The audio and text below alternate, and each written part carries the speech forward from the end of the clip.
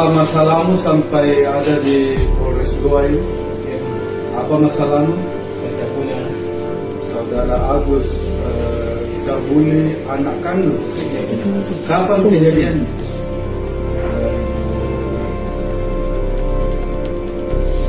16 Tahun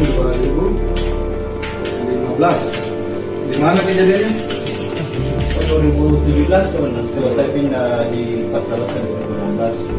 2017. Iya, Di mana itu? Patalasan. Iya, di Patalasan itu di mana? Di Goa. Di Patalasan Di rumah, di apa? Di rumah. Di rumah. Iya. Di Patalasan. Iya. Kabupaten Goa. Iya. Berapa kali?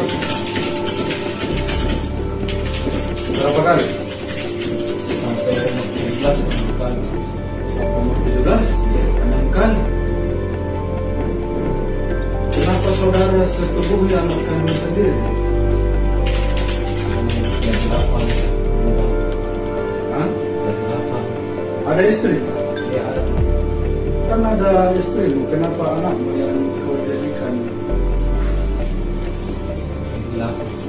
hilang?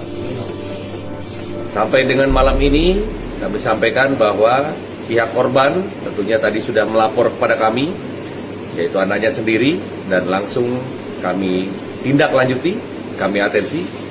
Kemudian malam ini kami masih melakukan pemeriksaan secara intensif seperti itu.